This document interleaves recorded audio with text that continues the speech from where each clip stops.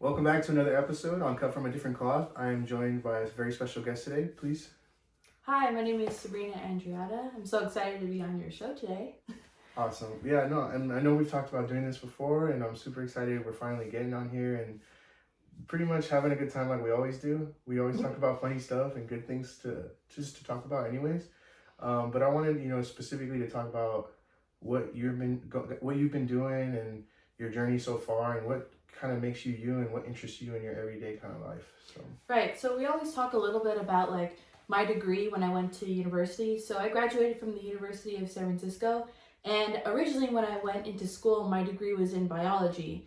And I kind of thought about it and I realized, what really did I like about biology when I was growing up? And it kind of stems from my high school experience when it was actually Earth Day when I was in high school, and we had a presenter who was talking to my school about Earth Day and everything that comes with that in San Francisco being the progressive city that it is. And she was speaking a lot about, composting and recycling and taking care of our planet, and something really stuck with me. And so when I went to college and I was starting in biology, I thought, did I really want to work in a lab all the time, or did something else really kind of spark my interest? And so I really thought about, what I really loved, and it was the environment, and it was the plants and the outdoors, and how the environment works in itself and its ecosystems and everything like that. And luckily, the college that I had went to, the University of San Francisco, had an environmental science and environmental studies program. okay.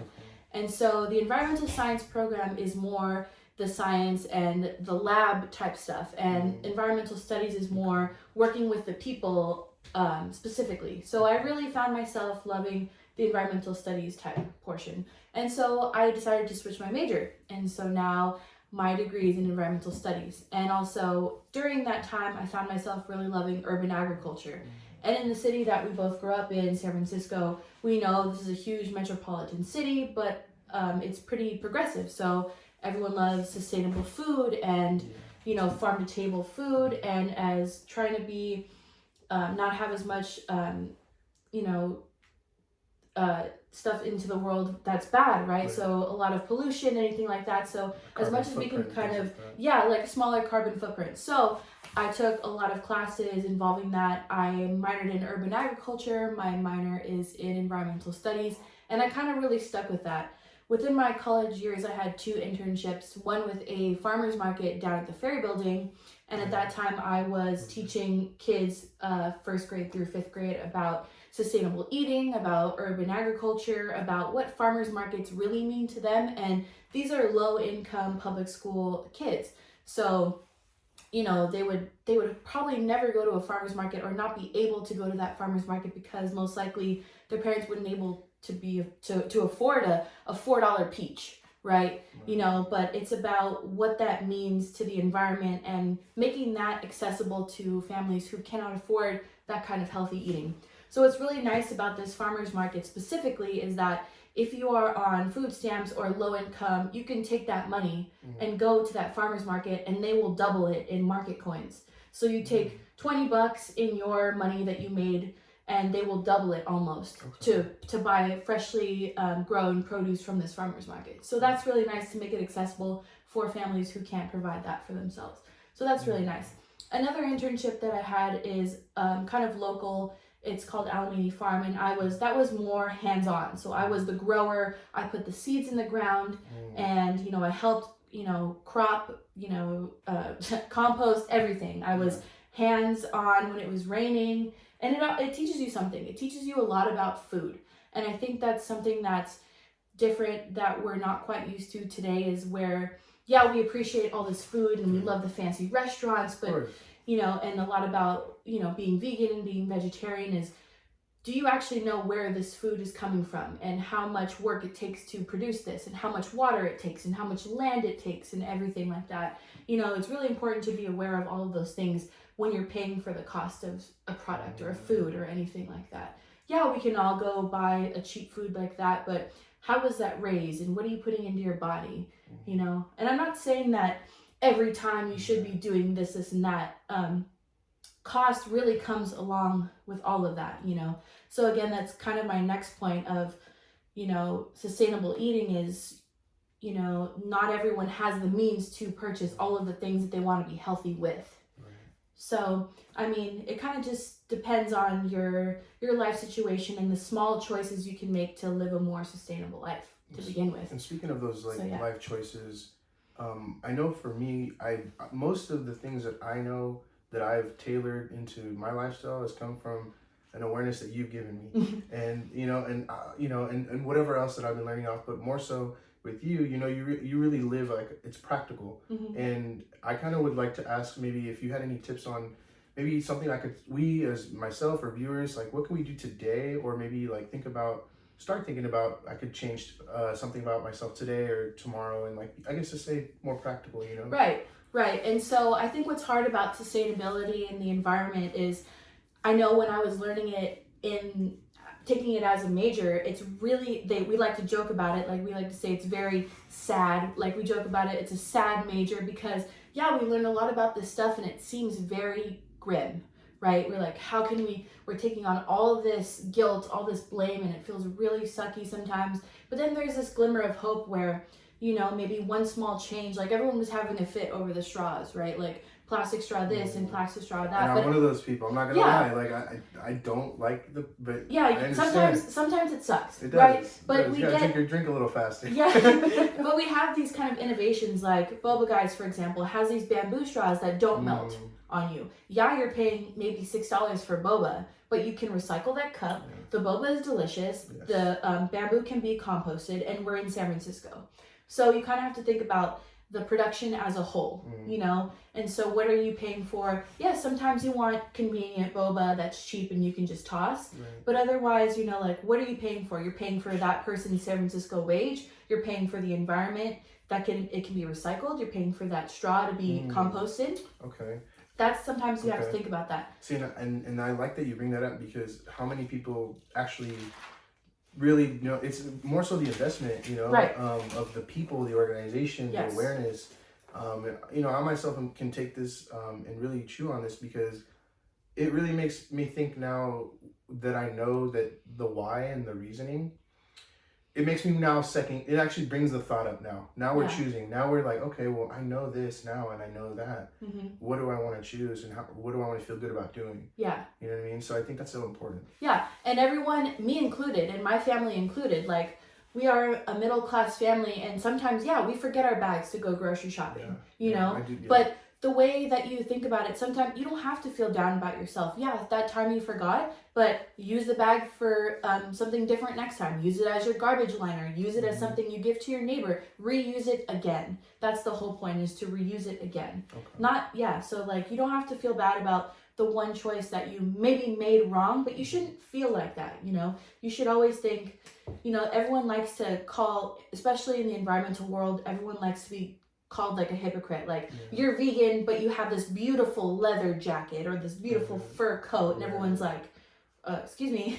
So it's just about the choices that you are making, right? Like let's say you have this beautiful fur coat, leather coat, maybe your great grandma passed it down to you as an heirloom, right? And and maybe you could be fully vegan and everything like that. You just don't know, right? You just don't know. You can't assume always, right? You can only control the actions that you are making, right? And you can only influence the people that are willing to listen to you. And I think that's very important. Like, for example, in San Francisco, I did a report on this in college that it doesn't cost anything to increase the size of your compostable bin or your recycling bin, but it costs double the price if you want to increase your black bin. And that's so most of the things that you eat, that you buy, that you drink can be either recycled or composted. So like basically less than 20% needs to be actually trash. And so that comes with user error. So it's like, instead of this plastic film, I can just put it in the trash. I actually could recycle this. Yeah. And so that's less room. So the whole point another thing about composting and recycling, it's not just putting it in the right place. It's keeping the stuff that could be decomposed quicker out of the landfill. So the landfill is here, right? And you want to put stuff in the landfill that has no other choice, right? To decompose slowly. But if you want to, let's say you accidentally put a Coke can in the garbage, and that's kind of a no-no, right? Because that could be recycled into something new.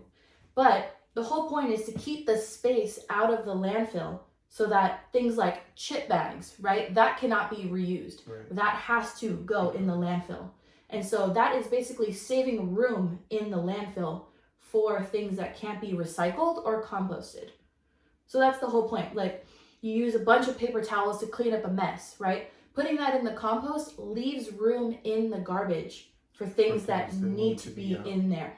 Yeah. So that's the whole point too, is leaving space for things that can't be composted or reused again. So that's kind of what the whole point is, to use less and to reuse what you do purchase. Okay. So also eating less meat and dairy. People think, oh yeah, it's just an environmental fad, like, oh, oat milk, right? That's super trendy and on brand and whatever. But it's really about the resources used to produce dairy, right? I could go into a whole lecture about this, but I'm gonna do the short version.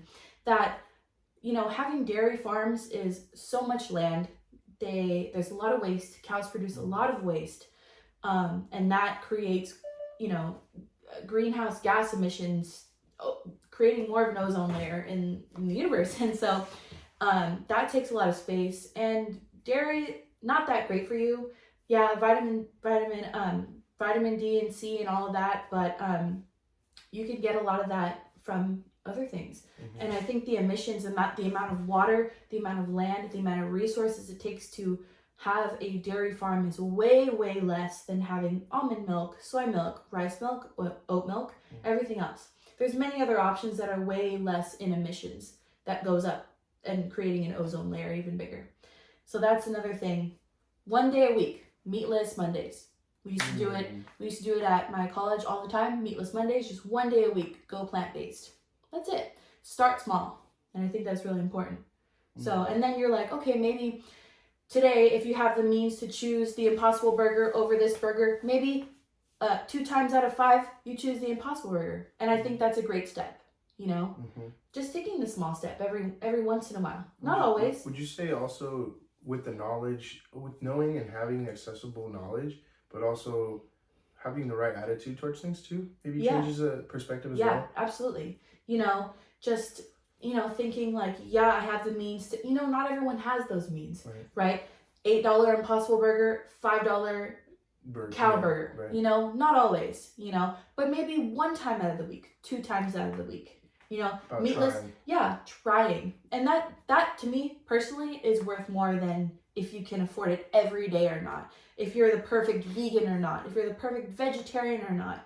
Making those small changes and influencing others about why that's important means way more to me, and I think makes that more of a better change than saying, oh, I'm this perfect vegan, I'm this perfect vegetarian, influencing someone else as to why. You get away from the false narratives and the overall, I guess, this pressure that, like you said, or the fads and things like that, they come about. I know that, like I said, I've learned over the course of knowing you, and going on with you and your journey, and how can we make things just, better options and really think about.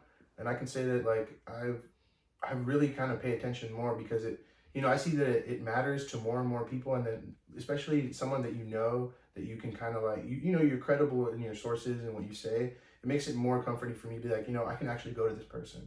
Like, and I ask questions, you know what I mean? And I think that's, like you said, it's super, super important to bring awareness and to just even have this conversation, you know what I mean? We could literally have been done anything else. And, you know what I mean? We just saw a wonderful 49ers game. Like, you know what I mean? We could have continued to celebrate or whatever, but we chose to, get on the camera today and really talk about what's important to you, but not only to you, but, let's say there's another young individual who's looking to go that route, or, being influenced by someone, like other people, like, oh, you really can't do anything. Like, so what do you say to those people who, like, the naysayers, or like I can't. Yeah, this specifically. So I did a whole project about this in college about it was in my rhetoric class, so an English class, and we had to do a project, and I chose to do a kind of like flyer or like trifold about, I wanted specifically growing up in the city, having this, San Francisco is very like excited about their culture and excited about their heritage and excited about where they came from, right? And they're not really,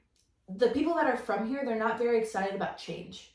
You know, change especially with the white person who is environmentally friendly and rides the bikes and recycles and composts. And my whole idea was you could still be from here and still want environmental change without being a yuppie or without being this or without being that. And that it really stems from caring about the environment. Yeah, sure, maybe the gentrification coming in, it's not awesome. It's not great. And that is the housing crisis that is happening in the city. But a lot of native San Franciscans really associate environmental changes to white people coming in. And I think that's really what I'm trying to, at least when I was working on projects, is that I was really trying to focus on that not being a correlation. Because it's not always true. Because there's me from the city who cares about the environment and wants to make great changes. And yeah, sure, a lot of the people coming in also care about the environment. And they are just so happen to be white people coming in. And so I'm trying to make sure that that's not a correlation, right? Okay. You can still like a status quo. Yeah. So that it's not just the people who are new coming in who want to ride their bikes, you know, through the city, and people who are used to driving are very upset that these white people want to ride their bikes. I'm signing that want to ride their bikes through the city, and that it shouldn't correlate with just wealth, right? You can or be status, or status, like anyone can do their part. Exactly. But I know San Franciscans are they love their city so much, and I'm definitely that person because I grew up here and I know what that feels like, and I know what it feels like to have it be ripped away almost, you know, from these new richer people who are coming in and who just so happen to prioritize the environment because they can. But I'm also saying that people who are from the city, who are low income, who grew up here, can also prioritize the environment. With small changes, you know, and that's what I really focused on when I was studying. So now that you kind of you took us on this journey of where you started and where you've pivoted from a very hands-on perspective to from literally planting seeds to doing agricultural work to just being outside and also working with individuals and young students. Where do you kind of like, which side do you like to be on? More so the front with people, or really getting your hands dirty, or you maybe find a balance in the middle? Like, where do you kind of like to be? I think very much both. Like with teaching the kids at this farmers market in this nonprofit organization, I felt very connected to my community. These were low income 1st through 5th graders who I really could identify with personally because I grew up in these areas, and I really wanted to make sure that they knew that, yeah, my mom could never, or maybe never take me to this farmer's market and pay like $6 a pound for apples, right? That's a lot. And, but what that really means to them and get them excited about trying new foods and stuff. But I've also been on the side of, I've been that farmer. I've been on my hands and knees, like cutting lettuce heads, composting. And it was really nice because a lot of the tech communities downtown San Francisco, they get paid to volunteer their time. Yeah. Like they get paid to take one day off of work and come volunteer for the community. So I was in charge of leading these tech teams from downtown San Francisco at the farm. And I taught them all these amazing things, and they're so excited about it that they come back. And that's what I really want too. So I'm very much on both sides of like hands-on learning and, teaching kids and teaching everyone something small that they can do. So, but kind of going back and forth between environmental studies and environmental science. Environmental studies is more along the lines of science-based lab work, testing the waters for pollution and, outside in the world like that. And I'm a little bit more interested, basically based off of the city that I've grown up in, that, communicating that personally to the community in the city that I've cared about for so long, about small changes that they can make and what they can do and how they can volunteer and everything like that. Taking care of kind of like your backyard, your garden. Exactly. In a way, exactly. Yeah. Pretty much, which, that's community building. Yeah. If you want to say it or not, but, I'm going to choose to say that's one way to build community and educate your community around what's going on and how we can progress further since we're in such a progressive city. But I do understand, like you said, some of the locals and families and generations who've been here, much like ourselves, change is something that it's overlooked or it's not overlooked, but it's not very comfortable. And I know I myself, like, especially for that small example with the straws, that's so something that like I could get over. Or, you know, shout out to my coworker Angel. She got me my own metal straw set, so I reuse, you know, like my straws and things like that. And that's something that I never I'll be carrying around a straw, like, you know what I mean? But I've seen more and more people do that, and it's kind of like get on that wave because it makes it almost fun when more people are talking about it and are excited to do it. Right. You know, for the right reasons. Yeah. And that leads next to my next point, just educating people, right? And not only do you do that on your, you know, day-to-day or your active thing, but like, do you like teaching specifically about environmental science? Or I know you teach as well, you know, right now currently. Mm-hmm. What do you teach at your school?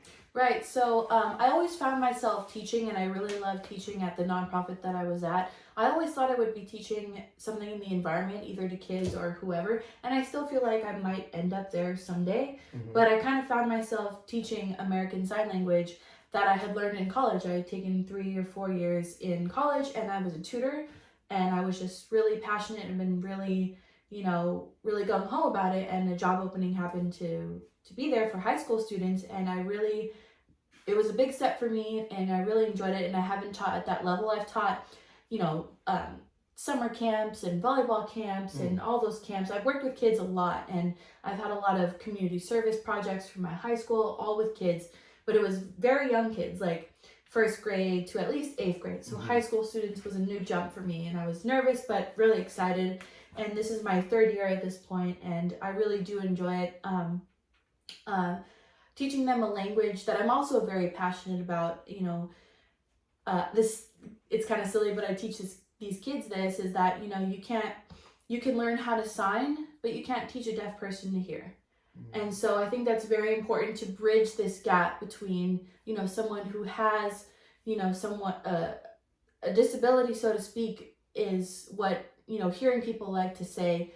But in reality, a lot of the deaf community don't see it as a disability, right? They see it as their own deaf community. And that's what I'm trying to teach these kids, is that you are bridging this gap and making it accessible for them to, you know, have conversations and be involved and all that. And I think that's more important than anything. If they don't remember anything from their high school language, like I don't remember much from my high school language, but college, you know, something you're really passionate about, you know, bridging gaps and connecting between people, I think that's really what's important about that. And so I love getting these kids excited about signing in class and going out into the world and signing to others and teaching your siblings and teaching your parents, you know. And I think that's really important. Again, just like the environmental stuff, if you have something that you really care about, teach someone else. Teach someone else why. And that'll spread, and that'll spread. That you know? Effect is... Yeah, exactly. So that's kind of where I'm at right now with teaching. I would love to go back to the environment stuff at some point. But for right now, I am enjoying teaching kids. So. Awesome. And, you know, now that, you know, I've known you for so long, and I've kept up with your accomplishments and what you're doing, and just listening to you go over this and kind of like, I'm foreshadowing, like, you know, you're not just a teacher, you're just an educator of all things that are important, and you never stop at that. And I think it's really cool, because when I think of you, I think of like, okay, well, she has answers, she has solutions, and she has a means of where to go to. So I think I'll always get an answer, or I'll always at least get pointed to the right direction. And just that alone is such a big deal, because, you know, what if someone came to you and you're like, oh, yeah, I don't know, you know what, you don't really care to even go into it, to the topic, whatever it is that they're bringing up. But, you know, like I said, you kind of always have a way of sending somebody off to the right passage or to the right way. And like I said, that right there is already half the battle. Just being aware. With that being said, is there any other like media or resources where people can get to know more? Like, do you happen to have any websites or stuff like that? Yeah, so I don't remember them off the top of my head, but in the comments below, in the description below. But there are a couple of pages that I do follow on Instagram, you know. This was my next point, you know, a couple of things that you could personally switch to, you know, if you're ever wondering what small change, what small different thing that you could change. Like, yeah, sure, I'm doing paper straws right now, but what else? You know, what else? Maybe something you really didn't even think of. So like, I have a couple of things. So eat meat, like meatless Mondays, 1 day a week. Cut out dairy, cut out meat, 1 day, just try. Cut down on plastic. So anything anything with a plastic film. I know everyone loves Trader Joe's, but the cucumber with plastic on it, why? you know, just bad. I just bought one of those. Dang it. Just things like that. Sometimes as much as you can cut down on plastic, and if you do have to choose something with plastic for convenience, use it again one time. Recycle it. Do the best that you can. Donate items that you no longer use. Salvation Army, you get tax refund. Okay. Give it to someone else. Donate it to someone who needs it. Invest on quality items that will last you longer. For example, jeans. A good pair of jeans will last you forever. Yeah, it'll be pushing $100, but it'll last you over and over and over, as opposed to a $20, $30 pair of jeans that'll rip in the middle or it'll fade. All of that, it'll get smaller, and then you have to reuse as many times than you would with just buying one. That's an investment. A lot of environmental sustainability is an investment. A lot of it is. And it's really hard to make that jump. But if you can make one or two to begin with, I think that's important.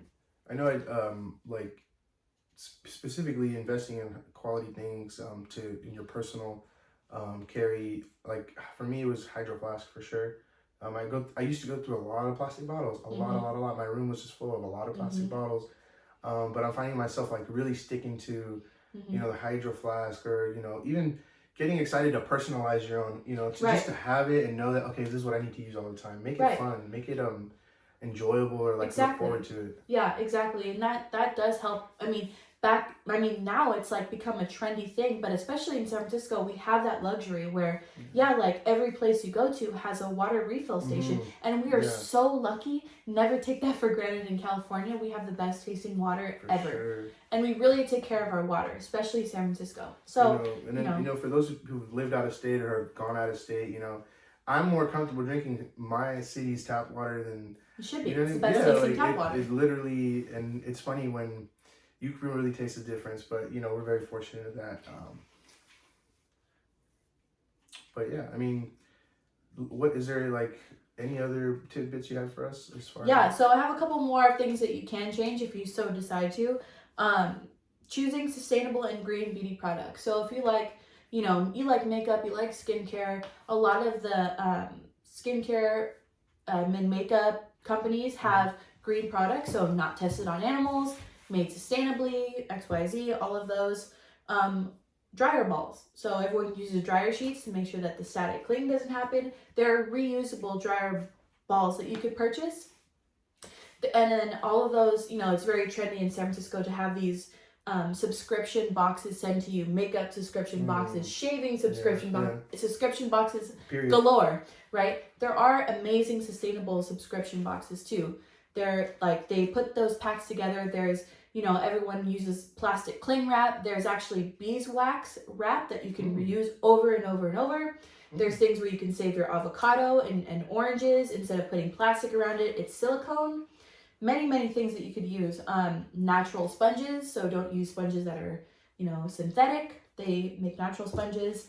Obviously, no water bottles. We talked about that. Right. Save water and heat when possible. I know that's hard. Luckily we don't have snow, so we don't have to worry about that kind of heat. But, saving it whenever possible. When you leave the room, lights off. When you brush your teeth, water off. I think that should be basic knowledge in California now, but it makes a huge difference. Now that you said that, for me, I've really been kind of aware and conscious of when I turn on the water and when I'm like brushing my teeth or washing my hands, I'm so used to just slamming it to the fullest, like to the max, right? Yeah. But I'm like, I don't need all that, and especially if I'm brushing my teeth, why is it running? Yeah. Like, you just kind of think about that. So now you're thinking about it psychologically, especially growing up in this area, and you know me, so I'm always like, hey, turn off that light or turn off the water, but it becomes second nature after a while, and after you kind of prioritize that, it just becomes something you do. Something you do. And so, if you wanted to start small, if you really care about plants and you're a plant person, plants. Herbs in your windowsill, small garden. We're using paper whenever, like at our home right now, if we're printing something that can just be recycled after, we use the other side and we print it on recycled paper. So one side will be the information we need, and the other side will be just junk that we just took out of the recycling bin, right? Because we just need it for that moment, and then it can be recycled. That's a good point.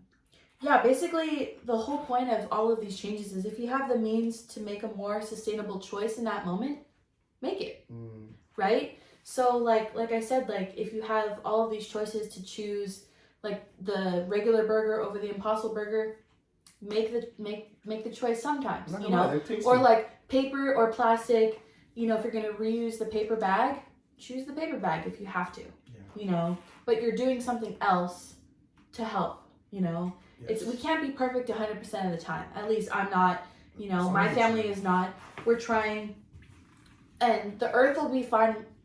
The earth will be fine without us, you know. For sure. We're basically doing all of this to ensure that, you know, we have a safe and healthy world for our future generations to live in. The earth will be fine. It'll recycle itself. It's done it for trillions of years. For sure. You know, but if we want a healthy and sustainable planet for our kids and our kids' kids to live on, then we shouldn't be making these choices. And that also stems from our choices, and a lot of that stems from the higher ups making choices, like the climate action plans, and that's a whole nother another thing. You gotta stay tuned for the next episode. For sure. So that's a whole nother thing. You know, as a like the climate action agreement between countries, like making sustainable choices as a whole world, not just this part of the country. Exactly. You know, so all of these changes coming together, that's how it's gonna get better. But you know, with all this wonderful information and just overall awareness of that you have a choice, is there kind of like anything else in these kind of closing moments of the episode, aside from all that wonderful information, is there anything else that you'd like to share or kind of give the viewers, or maybe shout out somebody, or maybe that there's another younger individual who just like yourself and kind of tiptoeing between, you know, taking more action and maybe kind of not sure how to do it? Is there anything you could say to that? Yeah, so I think, you know, if you are looking to start small, make small personal changes for yourself. And yeah, sometimes it's a little bit of an investment, and you know, sharing that information with people you care about and give them the why. Like, why should you invest in a $30 hydro flask and instead of spending $30 like a week on 2 cases of water? Why?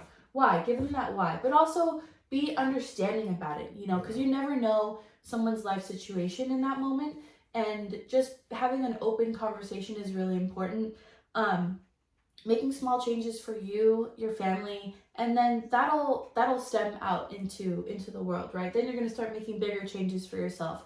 And I think that is really what's important about sustainability, is that start with you, and then it'll spread, you know, as long as you're giving positive, you know, reinforcement and positive information and correct information to others. I think it will be really important that we all do our small part, especially in San Francisco, where we're all progressive and, you know, we're trying to do better as a city.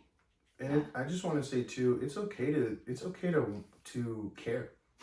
It's okay to want to do the right things. It's okay to push the positive narrative. And you know, you could be isolated by your peers or your friend group who don't necessarily care as much, or not to say care, but who aren't just really educated and understand why it's important. Maybe they'll make fun of you. Yeah, you know, and that's what I'm getting at. It's because it's more so the people that you see every day who influence you. So if you kind of take that leap of faith and really act alone and be proud of kind of what you do, people can't really tell you otherwise. Yeah. And that comes along with, you know, confidence and maturity, but also believing in what it is that you're doing 100%. Yeah. You know, but yes, I think overall, I've learned a lot today, and these are small changes that I myself can make, that I'm doing, but also I didn't know a lot of what you've mentioned today, and it's making me think more about, okay, what more could we possibly do now? Like, what else could I learn? If this is one thing, I wonder what the next thing is, you know, and build off. But thank you again so much for, like I said, just being on the show with me today and really giving your opening your heart to us and to the viewers, and really what you're passionate about and what you care about, because that is, for me, what this platform is about. It's for people to come on here and, you know, having a opportunity to spread this knowledge, educate, and light someone else's fire. You know what I mean?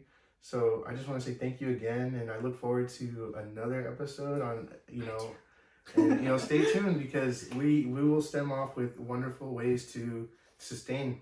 You know what I mean? Yeah. So, but yeah, thank you so much. Thank you for having me. Sweet.